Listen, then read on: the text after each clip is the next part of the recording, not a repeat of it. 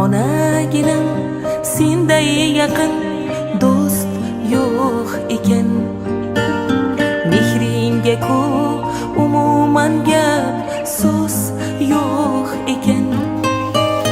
Sen qilgan bu duolaru tilagingni oldida bosh egaman sof yuragingni. Qani bitta mo'jiza ro'y bersa edi, yo bir sehr qo'llarimdan kelsa edi. Onajonim ko'zlaringdan nur bo'lardi, mehribonim yo'llaringda gul bo'lardi.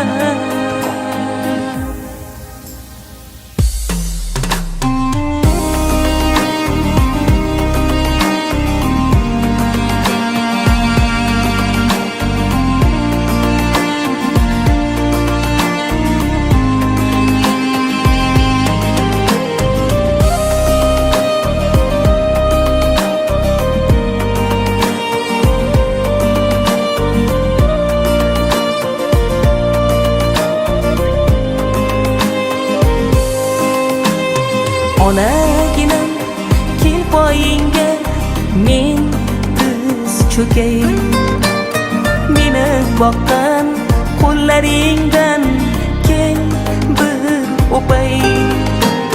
Bag'ringga bosh qo'ysam g'amlar chekinadi, yuragimdan g'am alamlar to'kiladi. Qani bitta mo'jiza ro'y bersa edi, yo bir sehr qo'llarimdan kelsa edi. Onajonim ko'zlaringdan nur bo'lardi, mehribonim yo'llaringdan gul bo'lardim. Qani bitta mo'jiza ro'y bersa edi, yo bir sehr qo'llarimdan kelsa edi. Onajonim kim bo'lsam ham bu dunyoda, mehribonim sening uchun.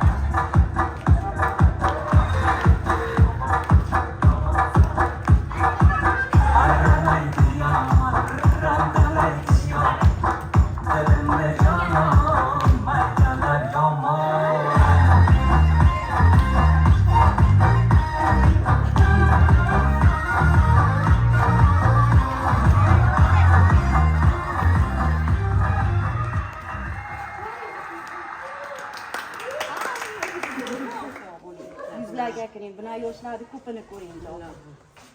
Ana shu kelinimizdan baxtingizga sog' bo'lsin. Kelayotgan kelinimiz ham hamisha sizni izmingizda bo'ladigan kelinlardan bo'lsin.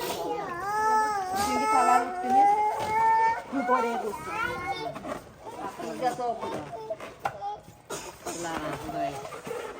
Jonim, bugungi shuhronalik kuni bilan tabriklaymiz. Bunaqangi yoshlarni ko'pini qarshilaymiz. Doimo bizni yaxshi kunlarimizda boshimizda bo'lib turib, hamisha olam bilan bosh safarlarga borish nasib qilsin. Farzandlaringizni baxt kamolini tilaymiz.